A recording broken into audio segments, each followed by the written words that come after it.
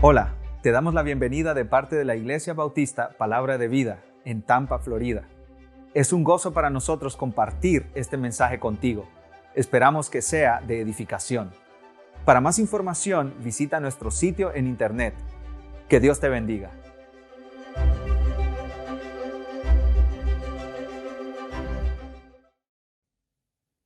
Muy buenas tardes, amados hermanos y hermanas de la Iglesia Palabra de Vida. Es un gusto estar esta tarde con ustedes para compartir la palabra de nuestro Dios. Les mandamos un cariñoso saludo, mi esposa y su servidor. Que la gracia y la paz de Cristo esté reinando en sus corazones y en sus hogares. Un pastor del siglo pasado llamado Warren Wiersbe se preguntó cómo evitar ser engañado por un falso maestro. Y él dio 3 consejos. Número 1, detente, alto, rehúsa aceptar a ciegas la enseñanza de una persona. Rehúsa aceptar a ciegas su enseñanza simplemente porque otros han sido bendecidos por esa enseñanza. Haz un alto lo suficiente como para estudiar lo que se dice, compararlo con lo que la palabra de Dios dice. Número 2, escucha lo que se dice y lo que no se dice. No juzgues lo que se enseña solo por cómo te sientes. Piensa, evalúa todo de acuerdo con lo que enseñan las Escrituras. El tercer consejo, mira. Este consejo es clave. Echa una mirada cuidadosa a la vida del maestro. No te dejes asombrar porque alguien suena inteligente o habla bien. No te dejes seducir por su carisma. Mira si en la vida de esa persona está el fruto del Espíritu Santo. Los Gálatas estaban siendo invadidos por falsos maestros. Ellos estaban siendo engañados con falsas doctrinas, falsas enseñanzas. Se estaban saliendo del camino de la verdad, abandonando el verdadero evangelio. Y Pablo les dice, deténganse, examinen lo que se les está enseñando, escuchen todo lo que se les dice y compárenlo con la Escritura y con el evangelio que nosotros les predicamos. Y Pablo les dice también, miren la vida de los falsos maestros. Miren el resultado de su enseñanza. Miren el fruto que la enseñanza de los falsos maestros produce en la vida del día a día de quienes les siguen. En nuestro pasaje de hoy, Pablo está afirmando esto. Los falsos maestros pueden ser detectados por su estilo de vida y por el fruto que produce su enseñanza en la vida de los demás. Los falsos maestros, repito, pueden ser detectados por su estilo de vida y por el fruto que producen sus enseñanzas en la vida de los demás. Como vimos en Gálatas 5:15, el pastor Fidias nos enseñaba que los miembros de las iglesias de Galacia se estaban mordiendo y se estaban comiendo unos a otros. Esta era evidencia de que la enseñanza era falsa, porque la falsa enseñanza produce este tipo de actitudes en la vida de los miembros de una iglesia. Los Gálatas estaban mordiendo y comiendo. Los falsos maestros estaban enseñando en la iglesia en Galacia y esas enseñanzas estaban produciendo pleitos dentro de la iglesia. Esos pleitos, esas mordidas unos a otros no eran obra del Espíritu Santo. Esas mordidas no eran obra de Dios. Los falsos maestros y la sana doctrina nunca, escucha esto hermano, nunca producirán piedad en la vida de los cristianos. Porque la falsa enseñanza no tiene conformidad con el evangelio. No se conforma al evangelio. Y solo el evangelio de Cristo tiene poder para cambiar el corazón humano. Nunca un falso maestro, una falsa enseñanza producirá piedad en la vida de un creyente. El domingo pasado, nuestro pastor Eric estuvo enseñándonos acerca de las obras de la carne, los versículos anteriores a los que estaremos viendo hoy. El sermón de hoy, mis amados hermanos, es como parte 2 de la predicación de nuestro pastor Eric. Nuestro pastor Eric habló de las obras de la carne, parte 1, y hoy hablaremos del fruto del Espíritu, parte 2. Es un mismo pasaje, tiene una misma línea de pensamiento, solamente dividido en parte 1 y parte 2. Los falsos maestros en Galacia, en estas iglesias de la región conocida como Asia Menor, estaban enseñando a los miembros de las iglesias que las personas podían ser salvas por sus obras, por sus esfuerzos personales, por sus méritos propios, por circuncidarse, por guardar la ley, por tener una dieta especial de acuerdo a la ley del Antiguo Testamento, por seguir ciertas leyes. Ellos estaban enseñando salvación por legalismo. Y Pablo les recuerda a los Gálatas que ninguna obra humana puede ganar salvación y que ningún mérito humano puede producir piedad. El legalismo no salva ni santifica al creyente. Repetiré eso, mis amados hermanos. El legalismo no salva ni santifica al creyente. Solo el evangelio es poder de Dios para salvación y para santificación de los creyentes. Por eso Pablo está trayendo otra vez a los hermanos que se han apartado del evangelio, al evangelio verdadero, porque solo el evangelio verdadero produce piedad en la vida del creyente. La salvación y la santificación es una obra sobrenatural de Dios. ¿Cómo comienza la vida cristiana? Juan capítulo 3. Comienza con el nuevo nacimiento. Es necesario, dijo Cristo, nacer de nuevo, ser hecho una nueva criatura. Y eso solamente lo puede hacer el Espíritu Santo.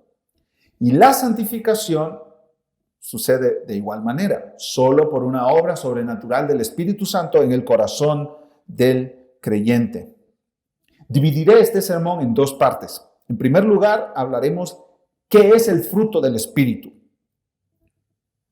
¿Cuál es el fruto que el Espíritu Santo produce en la vida del creyente?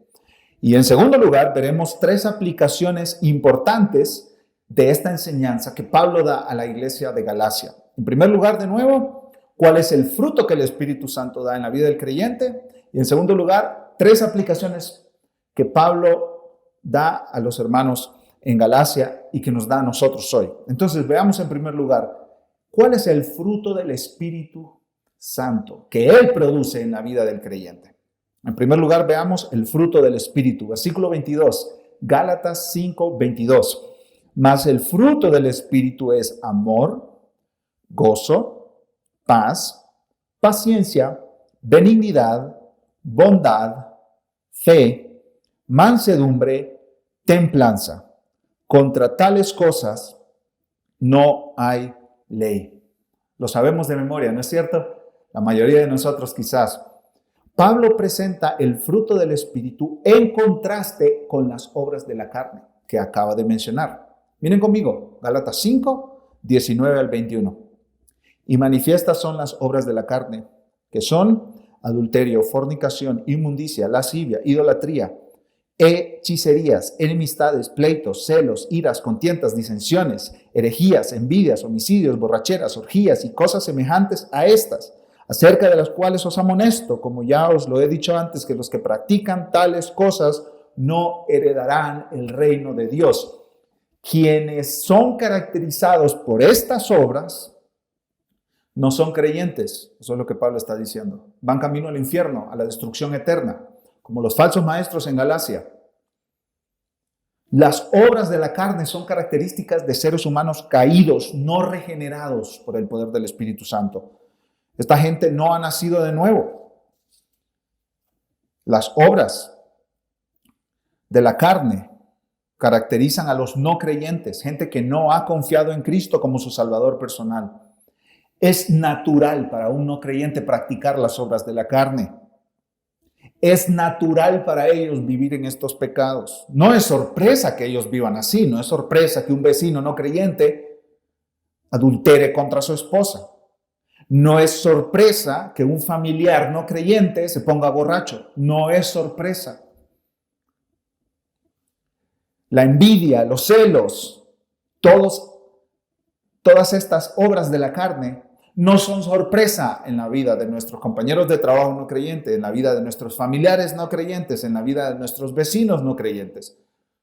A veces nosotros los creyentes escuchamos que fulanito de tal hizo tal cosa y nosotros nos sorprendemos. ¡Wow! Y la Biblia dice, si esa persona no es creyente, ese es su estilo de vida. Así se comporta, así vive.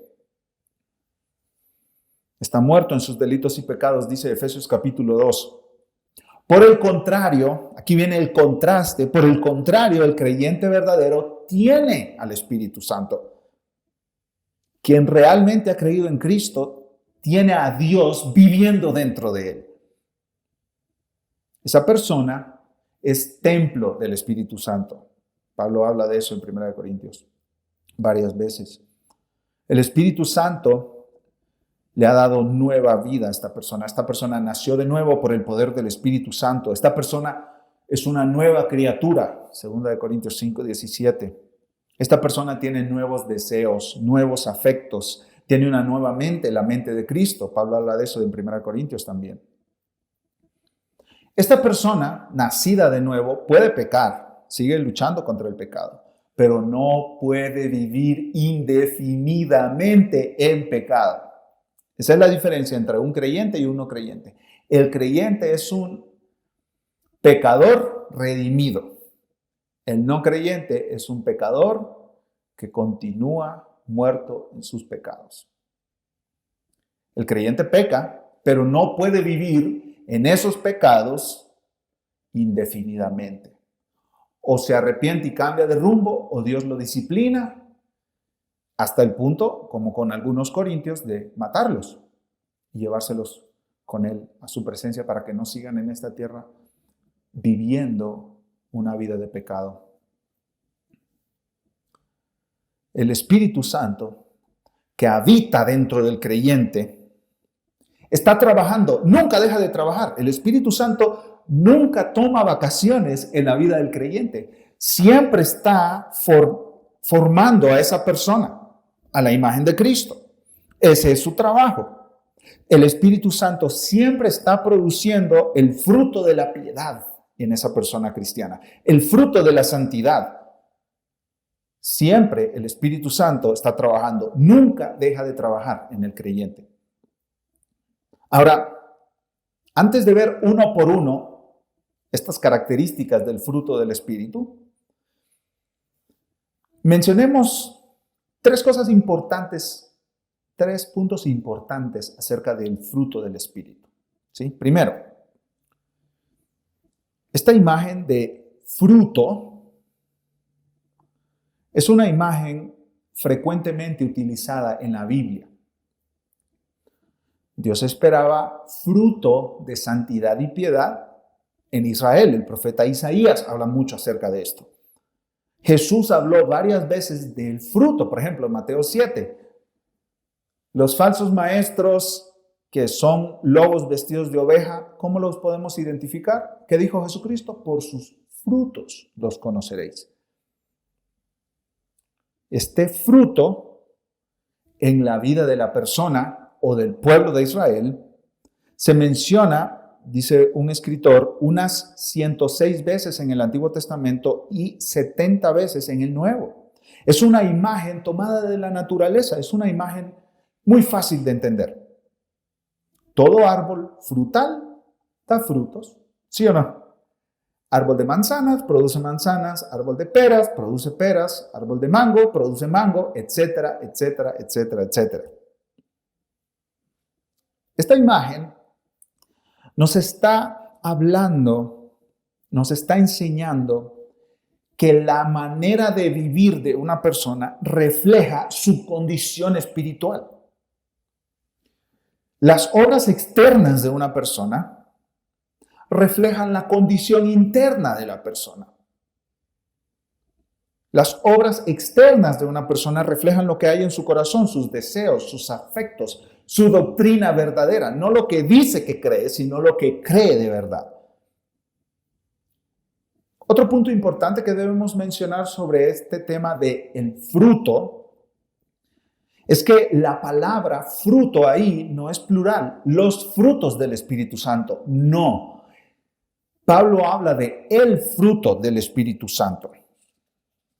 El amor no es uno de los frutos del Espíritu Santo y el gozo otro de los frutos del Espíritu Santo, etc. No. El fruto del Espíritu Santo tiene todas estas características. El fruto del Espíritu Santo es amor, gozo, paz, paciencia, benignidad, bondad, etc. Esto es muy importante, mis amados hermanos, porque esto nos dice que donde el Espíritu Santo está trabajando, todas estas características, unas en mayor grado, otras en menor grado, pero todas ellas serán evidentes en una persona. Todas estas características están relacionadas entre sí. Si tengo amor por mi hermano, que es parte del fruto del Espíritu, entonces tendré dominio propio cuando él me ofenda y yo no le responda con una ofensa. Ven, el amor está relacionado con el dominio propio. Si tengo dominio propio, yo seré fiel, fe, en todo lo que haga. Este punto es importante porque el fruto del Espíritu es semejanza a Cristo, mis amados hermanos. ¿Quién vivió perfectamente toda su vida, durante todos sus años, cada segundo de su vida, viviendo el fruto del Espíritu? Jesucristo. Entonces, cuando Pablo habla acerca del fruto del Espíritu, está hablando de semejanza a Cristo. Y Cristo no solo tuvo unas cuantas características del fruto del Espíritu. Amor sí, pero dominio propio no. No, Jesucristo desplegó todas estas características en todas las áreas de su vida. Estas características no están segregadas. Oh, yo tengo amor, pero no tengo dominio propio. Eso no puede decirlo un creyente.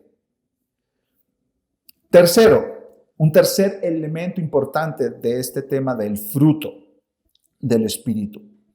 El fruto del Espíritu, mis amados hermanos, va muchísimo más allá de personalidades y de las idiosincrasias individuales nuestras. ¿Qué quiere decir con esto? Piensa por un momento. Quizá tú tengas una amiga que por naturaleza es muy paciente. Ella no se enoja por nada, no se irrita por nada, no se molesta por nada. Así es su personalidad. No le irritan las acciones de otro. Quizás su hijo tiró la leche y ella no se inmutó, como que si nada pasó. Es una buena característica, es una característica en la vida de otra persona que es digna de imitar. Esa característica es digna de admirar. Y quizá tú digas, pero es que yo no soy paciente como ella, porque yo no soy así naturalmente. Pero el fruto del Espíritu es también paciencia. El Espíritu Santo produce parte de su fruto en nosotros y parte de ese fruto es la paciencia. Una característica del fruto del Espíritu es paciencia, que no tiene que ver con tu personalidad, no tiene que ver con tu idiosincrasia. El Espíritu Santo producirá esas características en ti a pesar de tu personalidad y a pesar de tus tendencias naturales. Por otro lado, quizás veamos algunas de estas características en algunos creyentes. Pero nunca veremos todas estas características en un no creyente. Tu amiga no cristiana que es muy paciente y es paciente con todos, con sus hijos, con su jefe en el trabajo, etc. Pero no tiene dominio propio en sus compras, en lo que come, cuánto tiempo consume redes sociales o mira Netflix. Este es el punto, mis amados hermanos, que el Espíritu Santo está produciendo todas estas características del fruto del Espíritu en cada uno de nosotros, los hijos de Dios. Entonces veamos una por una estas características. El fruto del Espíritu, contrario a las obras de la carne, es amor. Este es el amor ágape. Esa es la palabra en el idioma griego, ágape. Este amor no tiene que ver con una inclinación natural hacia la familia. Naturalmente, en general, ¿no es cierto? Todas las personas aman a su papá, a su mamá, a sus hijos. Es un amor filial. Este amor no es un amor natural hacia el novio o la novia, hacia los buenos amigos. No, este amor es mucho más que eso. Este amor es un amor de decisión, un amor donde tú decides sacrificarte y servir desinteresadamente a otros. Este es el amor de Dios. Este es un amor por Dios y por otros. Este es un amor vertical hacia Dios y horizontal hacia otros.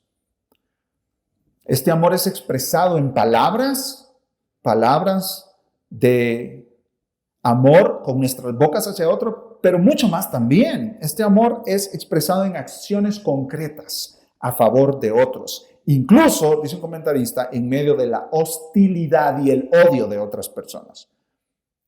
Este amor solo proviene de Dios, porque Dios es amor. Primera de Juan 4. El que conoce a este Dios que ama sacrificialmente y a pesar de lo que los demás se merezcan, el que conoce a este Dios también expresará amor hacia otros, incluso hasta aquellos que le hacen mal. Pablo habla de este amor en 1 Corintios 13, versículo 4 al 7, en el contexto de la iglesia local, no en el contexto de una boda, de un esposo y una esposa. 1 Corintios capítulo 13 se escribe en el contexto de la iglesia local. Amor por hermanos y hermanas en Cristo. ¿Qué dice Pablo? El amor es sufrido, es benigno, el amor no tiene envidia, el amor no es jactancioso, no se envanece, no hace nada indebido, no busca lo suyo, no se irrita, no guarda rencor, no se goza de la injusticia, se goza de la verdad, todo lo sufre, todo lo cree, todo lo espera, todo lo soporta. Ese es el amor. Ahora, el fruto del Espíritu es amor, ¿y qué más? Gozo.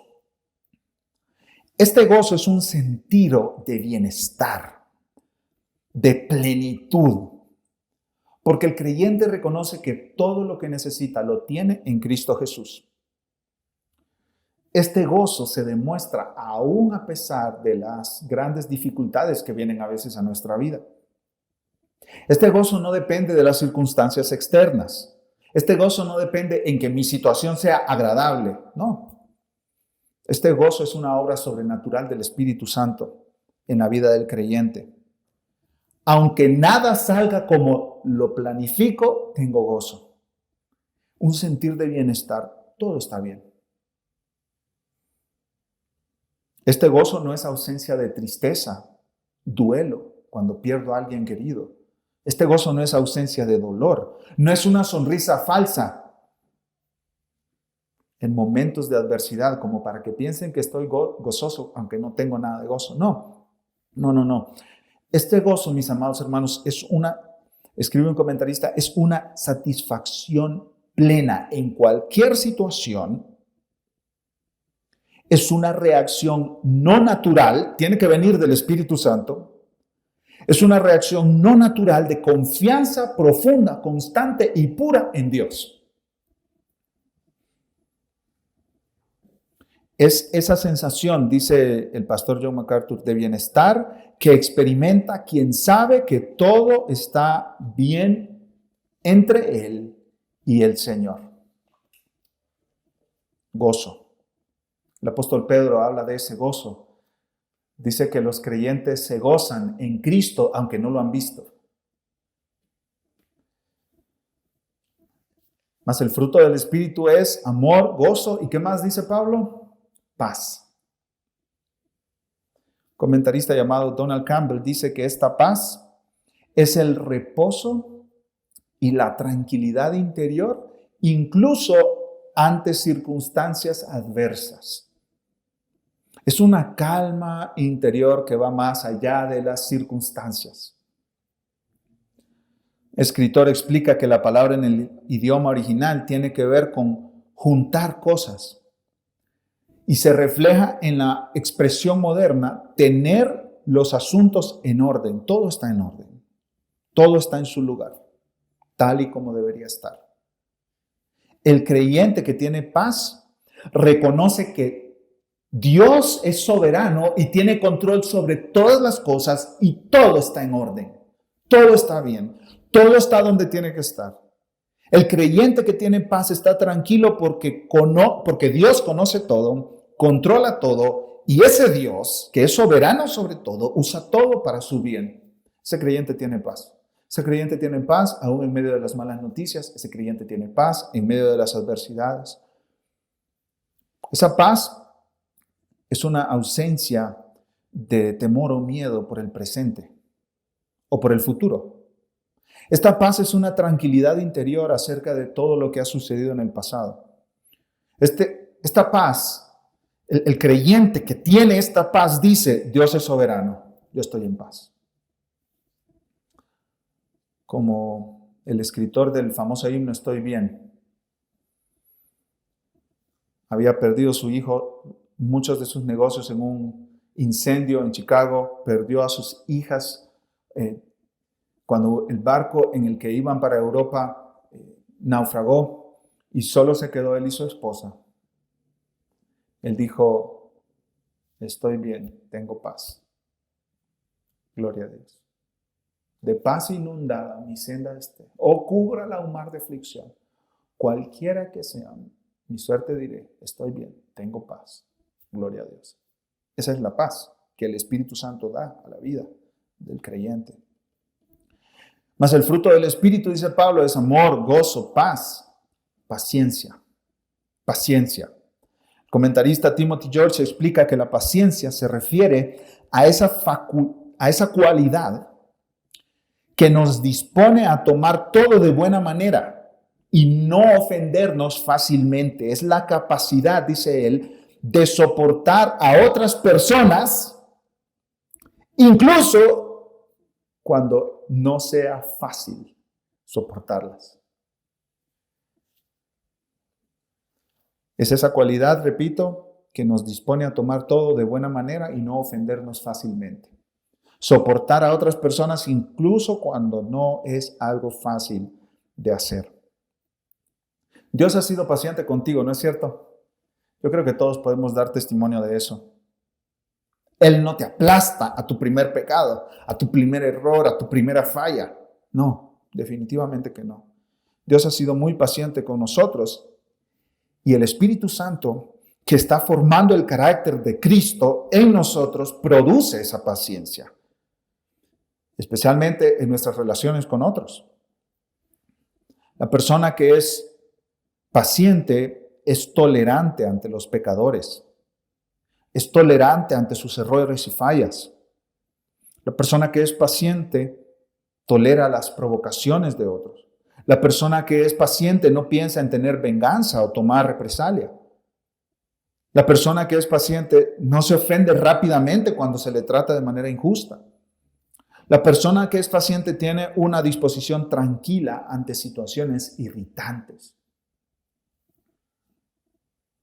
El comentarista J.B. Fesco explica que cuando el mundo podría responder en un arrebato de ira porque las cosas no le salen inmediatamente como espera o desea, el pueblo de Dios manifiesta paciencia incluso ante circunstancias molestas o difíciles. Cuando vas manejando en la carretera y alguien se te cruza en medio, cuando tú respondes con impaciencia, ese no es el Espíritu Santo, hermano. Eso no es el Espíritu Santo. Cuando te irritas con tus hijos, cuando hacen un desastre o quiebran algo en la casa por accidente, tú te irritas y quizás les gritas, ese no es el Espíritu Santo. Porque el fruto del Espíritu Santo en nuestra vida es paciencia. Incluso, mis amados hermanos, cuando tú tienes metas o planes o anhelos y deseos y Dios no responde tus oraciones, el creyente que está lleno del Espíritu Santo responde con paciencia porque confía en que Dios tiene su horario y su calendario para todo. Pero hay más. Mas el fruto del Espíritu es amor, gozo, paz, paciencia, benignidad. Benignidad. Esta palabra extraña que no usamos en el día a día. ¿Cómo estás en este día, mi amado hermano? Bien, lleno de benignidad. Nadie dice eso, ¿verdad? Esta palabra tiene que ver con un trato tierno hacia los demás. Esta cualidad habla de no tratar a los demás con rudeza o aspereza. Una persona benigna habla la verdad, pero no lo dice con rudeza, con aspereza, para lastimar a la otra persona. No. Esa persona no es una lija raspando a los demás, que se ha tomado la tarea de hablarle a los demás como debe de hablárseles. No. Ese no es fruto del Espíritu, mi amado hermano, mi amada hermana. Los esposos ásperos con sus esposas, y yo he sido uno de ellos, créanmelo, no demuestran llenura del Espíritu. Los padres ásperos con sus hijos no demuestran llenura del Espíritu. Los jefes que son ásperos con sus empleados y los amenazan y les hacen sentir mal a cada momento, ellos no están llenos del Espíritu Santo, por supuesto que no. La persona que está llena del Espíritu Santo tiene benignidad. Sus palabras, como dice Proverbio, no son como golpes de espada, son como medicina. Aun cuando te está corrigiendo esa persona, se demuestra que lo está haciendo con benignidad, sin aspereza. De nuevo, cito al pastor MacArthur, la benignidad tiene que ver con la consideración tierna de los demás. La benignidad no es debilidad o falta de convicción, sino es el deseo genuino de tratar a los demás con benevolencia, tal como Cristo trata con el creyente. No con aspereza, mi hermano, con ternura. Este es un trato tierno. Además de la benignidad, otra característica del fruto del Espíritu es bondad. Esta característica habla de compasión y generosidad hacia otros. Una persona bondadosa está dispuesta a sacrificarse por otros. Un ejemplo lo da el pastor MacArthur en su comentario de Gálatas. Él dice que José, el esposo de María, el padre adoptivo de nuestro Señor Jesucristo, fue un ejemplo de bondad. Porque él se dio cuenta que María estaba embarazada, pensó que le había sido infiel, pero ¿qué hizo? ¿Qué hizo José? Dice el Evangelio de Mateo que quiso dejarla secretamente porque José pudo haber hecho un gran problema con esto y haberla denunciado públicamente ante las autoridades. Y María hubiera terminado muy mal si eso sucedía así. Pero el corazón de José era bondadoso. Ya María estaba metida en un problema y aunque me cuesta lágrimas a mí, yo no voy a reaccionar con ella más que con bondad. No quiero que se le haga daño. No quiero que se la trate mal a esa persona.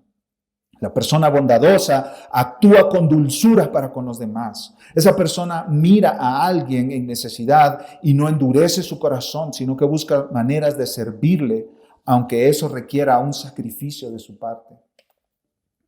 Mas el fruto del Espíritu es amor, gozo, paz, paciencia, benignidad, bondad. ¿Qué sigue, mis amados hermanos? Fe. Fe. Cuando pensamos en esta palabra, tal vez de inmediato viene a nuestra mente fe en Dios, confianza en Dios. No dudo de sus promesas. Pero en este contexto, esta palabra no se refiere a confianza en Dios, en sus promesas, sino que más bien se refiere a fidelidad. La persona llena del Espíritu Santo es digna de confianza. Esta persona es fiable en todo lo que hace. Esta persona no queda mal en su trabajo, no es conocida porque te promete algo y nunca lo hace. Esta persona cumple sus compromisos. Es el creyente que siempre paga su renta a tiempo. No espera que lo estén llamando los cobradores. Este es el creyente que siempre que te dice te voy a llamar, te llama. Que siempre que te dice voy a orar por ti, hermano, ora por ti. Este es el creyente que siempre te consigue lo que te prometió que te iba a conseguir. Su sí es sí, su no es no. Si él no puede, él te lo va a decir para no quedarte mal. Este no es aquel de quien los amigos dicen, este te prometió algo. No, este nunca cumple. Tú no le creas, nunca queda bien. De nuevo, cito a J.B. Fesco, un comentarista. Él explica que en un mundo caracterizado por divisiones, disensiones y celos, los hijos de Dios deben caracterizarse por la lealtad y la fidelidad. Fidelidad aún a pesar de cómo me sienta. Si prometí algo, lo cumpliré.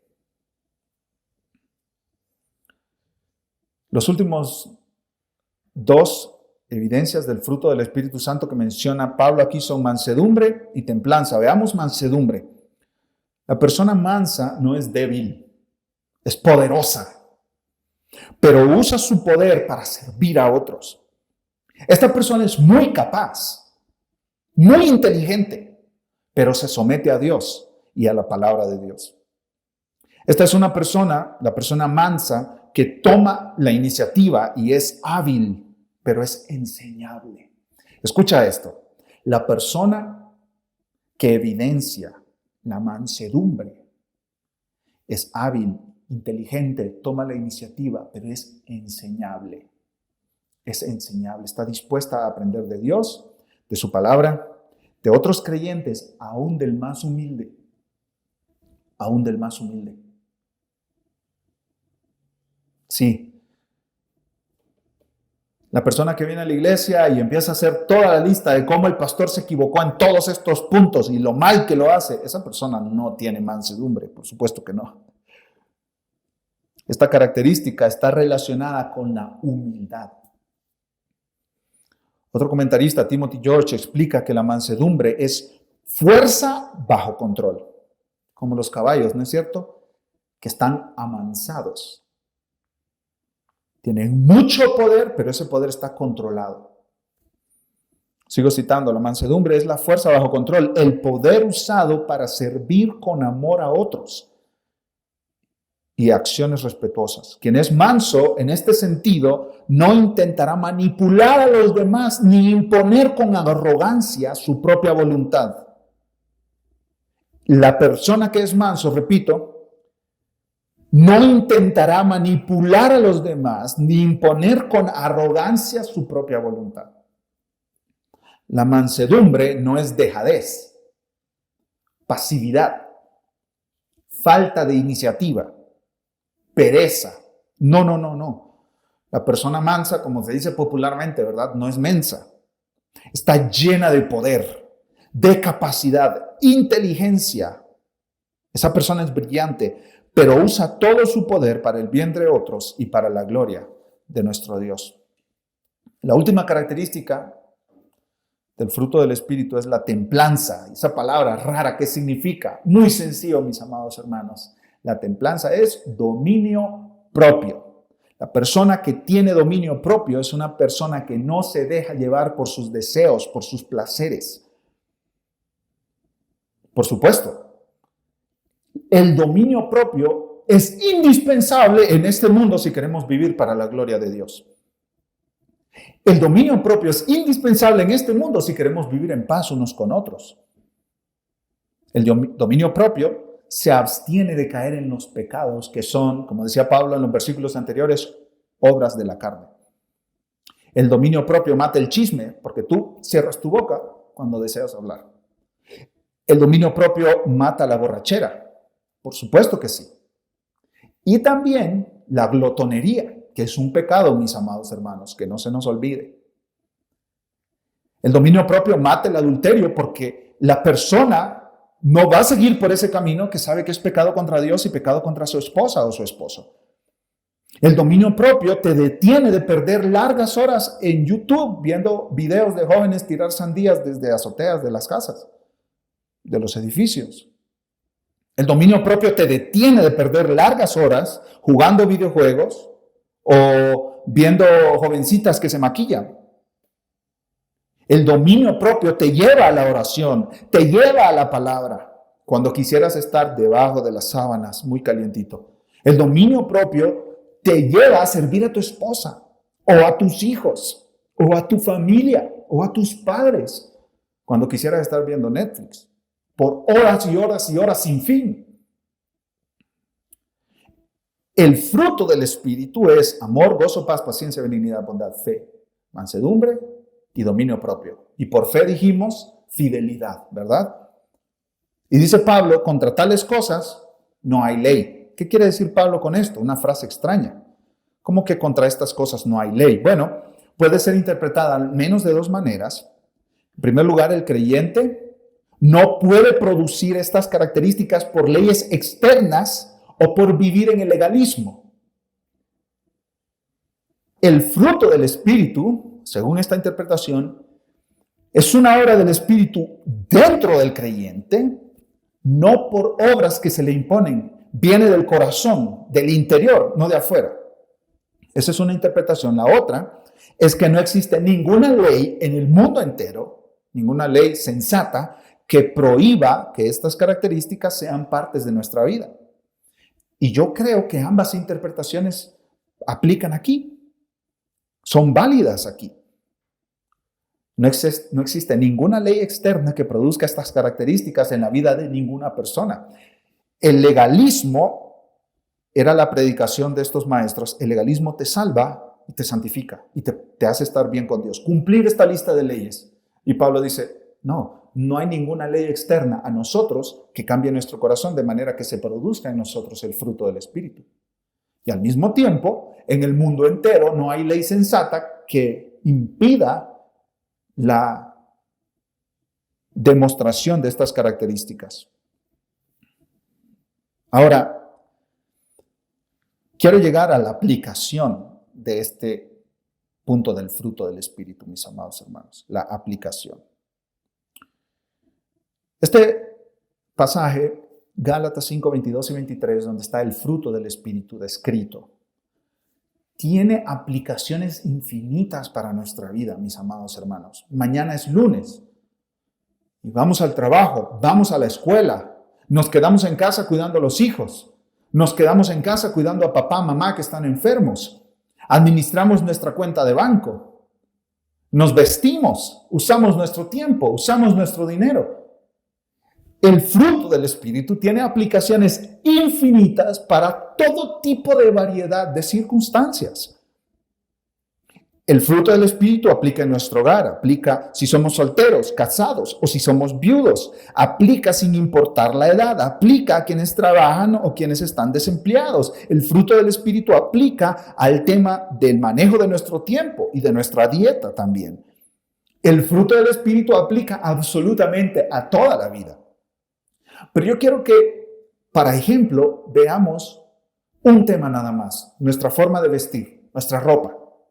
Hombres y mujeres por igual tienen que decidir cómo se van a vestir. Ok, si tú eres una persona, hombre o mujer, que te gusta vestirte para que otros te vean, dice Pablo, el fruto del Espíritu es amor. Yo amo a mis hermanos y yo los amo de manera que yo no estoy buscando su aplauso, sino su bien.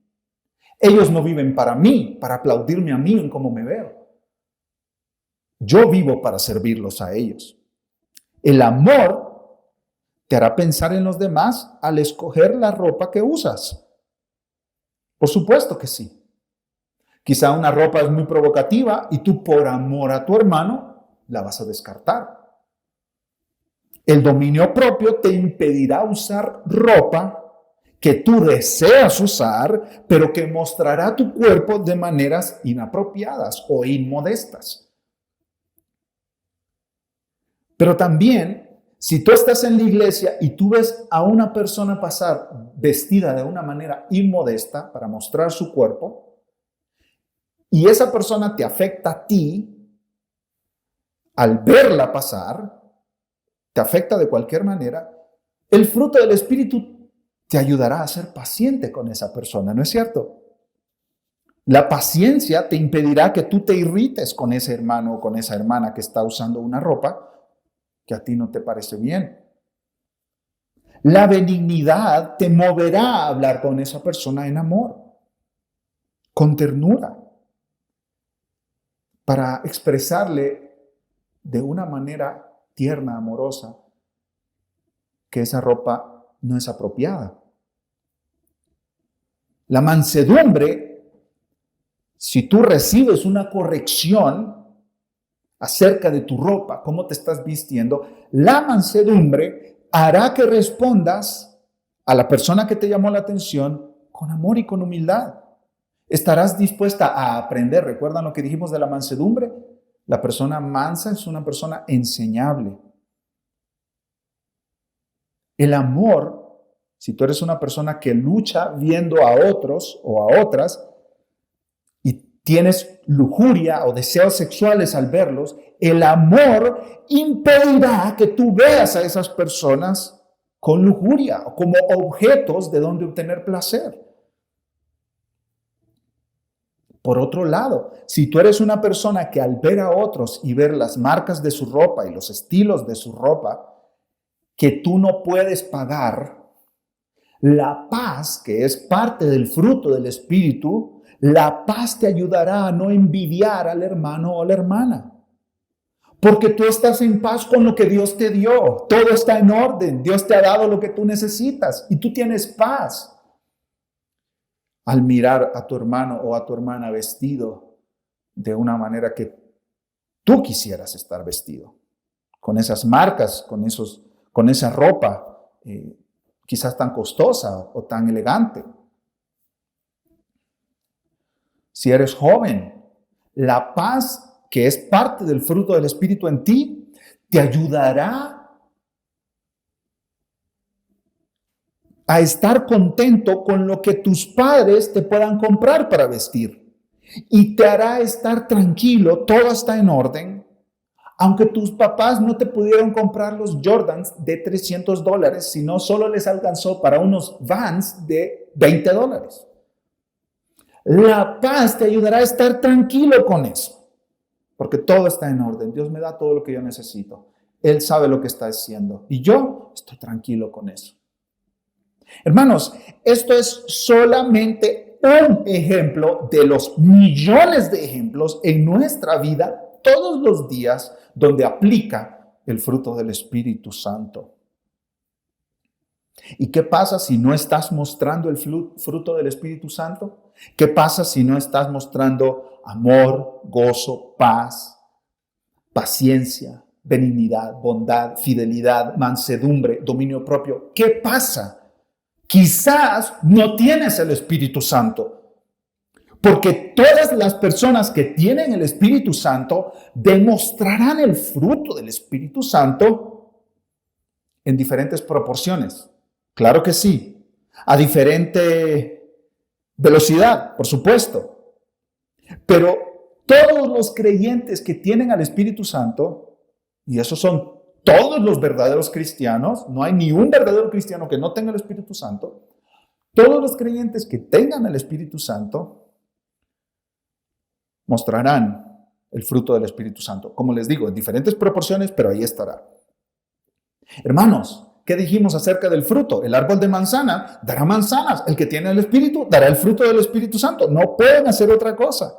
Mi padre me decía, no le pidas peras al olmo. El olmo es un árbol que no es frutal. Yo no puedo esperar de un árbol que no es frutal que me dé peras. Los árboles no frutales no darán fruto. Asimismo, quien no tiene al Espíritu Santo no dará fruto del Espíritu. Así que te ruego que consideres tu vida concienzudamente, seriamente. En este último año, en estos últimos 3 años, en estos últimos 5 años, en estos últimos 10 años, ha habido crecimiento en el fruto del Espíritu en ti. Es evidente el fruto del Espíritu en ti. No me refiero a un acto de bondad por aquí o por allá. No me refiero a un poquito de amor por aquí y por allá. No, me refiero a un cambio de manera holística, donde tú tienes más y más amor, gozo, paz, paciencia, etcétera. ¿Cómo eras hace 3 años? ¿Cómo eras hace 5 años? ¿Cómo eras hace 10 años? Fíjense que no estoy preguntándole cómo eres el mes pasado, porque generalmente esos cambios que está haciendo el Espíritu Santo son un proceso que toma tiempo, meses, años, décadas. No te estoy preguntando, ¿cómo eras la semana pasada? ¿Eres más paciente que ahora? No. Hace 5 años, hace 10. hace 3. Desde que te convertiste, ¿ha habido un cambio en ti? Pregúntale a alguien que te pueda dar una evaluación imparcial. Pregúntale a tus pastores, pregúntale a tu mamá, pregúntale a tu esposa, pregúntale a tus hijos. En el Evangelio de Juan, capítulo 15, versículo 2, dice Jesucristo: yo soy la vid verdadera y mi Padre es el labrador. Yo soy el tronco de la planta de la uva. Eso es lo que Jesucristo está diciendo, la vid verdadera. Todo pámpano, las ramitas que en mí no lleva fruto, la quitará, la arrancará, porque el que no lleva fruto no está unido a la vida de Cristo. Toda rama, dice Cristo en Juan 15:2, que en mí no lleva fruto, lo quitará, y todo aquel que lleva fruto, lo limpiará para que lleve más fruto. Si no produces el fruto de justicia, el fruto de piedad, el fruto de santidad, el fruto del Espíritu Santo en tu vida, no eres hijo de Dios. Y por eso yo te ruego hoy que tú te arrepientas de tu pecado, le des la espalda a tu pecado, te vuelvas a Cristo, creas en Él, en que su obra en la cruz perdona toda tu maldad. Y Cristo te dará el Espíritu Santo para que el Espíritu Santo empiece a producir en ti el fruto del Espíritu. Ahora, ya vimos qué es el fruto del Espíritu. Veremos, en segundo lugar, 3 aplicaciones importantes de la enseñanza sobre el fruto del Espíritu. Pablo da aquí 3 aplicaciones importantes a los Gálatas. En primer lugar, el fruto del Espíritu procede de nuestra unión con Cristo. El fruto del Espíritu procede de nuestra unión con Cristo. Miren conmigo el versículo 24. Pero los que son de Cristo han crucificado la carne con sus pasiones y deseos. Los que son de Cristo, tenemos al Espíritu Santo y estamos unidos a Cristo. Pablo le encanta esa frase, por todas sus cartas está en Cristo, en Cristo, en Cristo. En Colosenses dice, estamos completos en Cristo. En Romanos dice que fuimos crucificados con Cristo, estamos en Cristo, con Cristo, etcétera, etcétera, etcétera. Estamos unidos a Cristo. Es una unión vital. Como la ramita está unida al tronco y le da vida, el tronco le da vida, así nosotros estamos unidos a Cristo y Cristo nos da vida a nosotros y obra en nosotros por medio del Espíritu Santo. Ya no estamos en Adán, en muerte espiritual, ahora estamos en Cristo. Y en Cristo, en nuestra unión vital con Cristo, morimos al pecado, morimos a nuestra vida vieja, a nuestra vida antigua, morimos al mundo con Cristo y resucitamos, como dice Romanos 6, a novedad de vida, una vida nueva. Pablo dice, los que son de Cristo han crucificado la carne con sus pasiones y deseos. Y la carne ahí se refiere a nuestra humanidad caída, no redimida. Está crucificada con Cristo, esa humanidad caída, no redimida. Antes de Cristo éramos esclavos del pecado, hacíamos lo que el pecado nos mandaba, estábamos sometidos al pecado, éramos esclavos de nuestras pasiones y deseos. Pero en Cristo hemos sido liberados del poder del pecado. Y por eso podemos vivir en santidad y piedad, porque el pecado ya no se enseñorea de nosotros, dice Pablo en Romanos 6. Ahora tenemos el Espíritu Santo, el poder de Dios viviendo dentro de nosotros. 3 aplicaciones importantes a la enseñanza de Pablo. En primer lugar, el fruto del Espíritu procede de nuestra unión con Cristo. Cristo mismo, la cruz de Cristo nos ha dado el poder a nosotros, que no es un poder natural humano, es un poder sobrenatural. Esa unión con Cristo nos ha dado el poder sobrenatural para dar el fruto del Espíritu. En segundo lugar, el fruto del Espíritu requiere nuestra dependencia del Espíritu y sumisión a Él. Versículo 25, mira conmigo. Si vivimos por el Espíritu, andemos también por el Espíritu. Pablo está diciendo aquí lo que ha dicho toda su carta. Somos salvos por el poder sobrenatural de Dios, no por buenas obras. Venimos a la salvación por el poder del Espíritu. Y somos santificados por el poder del Espíritu. La salvación y la santificación no funcionan así. Bueno, el Espíritu Santo me salvó, ahora Espíritu Santo, déjame hacer esto yo prosigo con mi santificación. El Evangelio me salvó, a un lado, yo voy a formar toda esta lista de leyes para cumplirla, para avanzar en mi caminar cristiano. No, el Evangelio no funciona así. La conversión no funciona así. ¿Cómo funciona entonces? Yo fui salvo por el Espíritu Santo. El Espíritu Santo me regeneró, me dio nueva vida. Y el Espíritu Santo me santifica también día con día. Somos salvos por el Espíritu Santo y también somos santificados por el Espíritu Santo. Los comentaristas explican que la palabra andemos por el Espíritu, es un término militar que significa estar alineado, estar en fila. Entre los filósofos del primer siglo, esta palabra se utilizaba para referirse a seguir los principios filosóficos de alguien. Esta palabra sugiere un discipulado, la conformidad con Cristo bajo la dirección del Espíritu Santo. ¿Y cómo se hace eso? ¿Cómo ando en línea con el Espíritu? ¿Cómo estoy en fila con el Espíritu? ¿Cómo me conformo a la dirección del Espíritu? Por medio de la palabra de Dios. No hay otra manera. El Espíritu Santo no trabaja aparte de la palabra de Dios. Escucha lo que dice Martin Lloyd-Jones. El Espíritu Santo siempre trabaja a través de la palabra de Dios. Muchas personas afirman que el Espíritu Santo obra directamente. Dicen que la palabra no es necesaria, que el Espíritu Santo habla directamente a cada persona de una manera mística, secreta. Martin Lloyd-Jones dice, de ninguna manera. Para hacer su obra, el Espíritu Santo se sirve de la palabra de Dios. Te animo a que leas en tu casa Efesios 5, 18. Dice, sed llenos del Espíritu Santo. Y veas todo lo que viene a continuación. Cómo se mira una vida llena del Espíritu Santo. En el hogar, con los hijos, en el trabajo, etc. Y al mismo tiempo lee Colosenses, capítulo 3, versículo 16, que dice, la palabra de Cristo more en abundancia en vosotros. Y que sigas leyendo cuál es el fruto de la vida llena de la palabra de Cristo. En el hogar, con los hijos, en el trabajo. La Biblia usa como sinónimos estar lleno del Espíritu y estar lleno de la palabra de Dios. ¿Cómo puedes estar en línea con el Espíritu Santo? Andar en el Espíritu. Hermano, hermana, con la palabra de Dios. ¿Cómo crecer en las evidencias del fruto del Espíritu en nosotros? ¿Cómo crecer en amor, gozo, paz, paciencia, benignidad, bondad, fidelidad, mansedumbre y dominio propio? Llénate de las Escrituras. El Espíritu Santo usa la palabra de Dios para moldearnos a la imagen de Cristo. El Espíritu Santo no trabaja aparte de las Escrituras.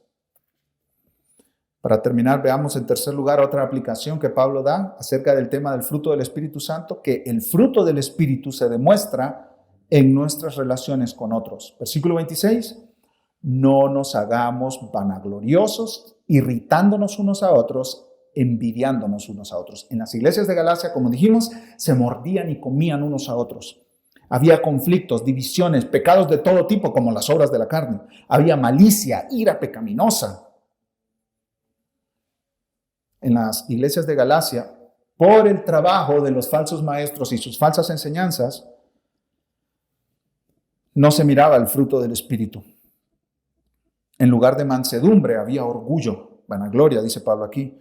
En lugar de paciencia unos con otros, ellos se irritaban unos a otros. En lugar de amor y gozo con lo que Dios les proveía, se envidiaban unos a otros.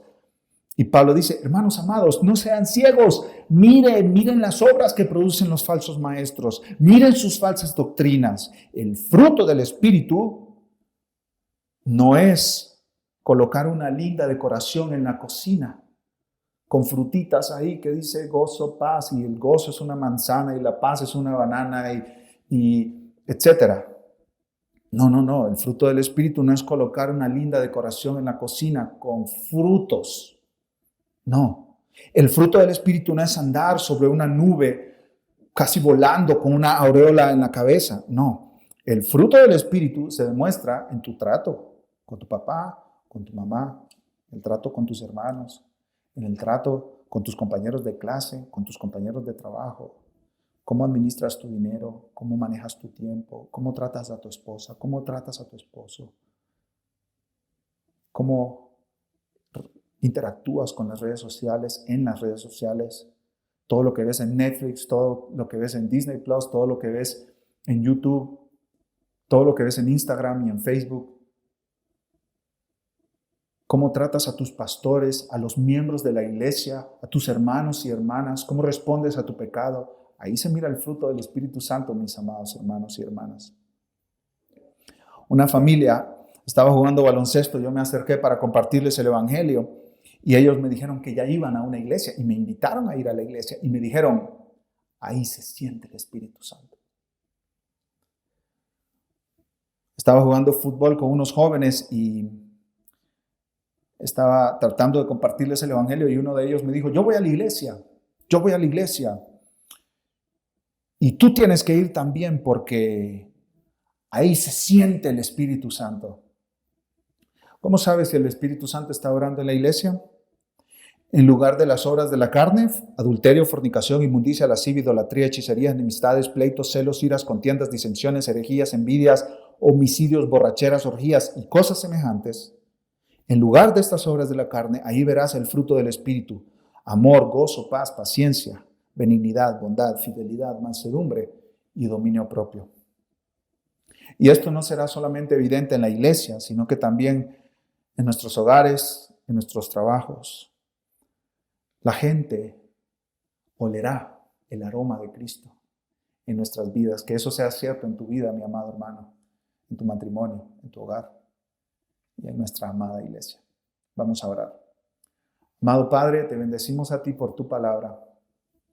Señor, oramos hoy pidiéndote que tu Espíritu Santo siga formándonos a la imagen de Cristo y que cada día, semana, mes, año, década que pase en nuestro caminar con Cristo, sea más y más y más evidente el fruto del Espíritu Santo en nosotros, para la gloria de tu nombre y el bien de nuestra iglesia amada, y el gozo en nuestro corazón. En el nombre de Jesús. Amén.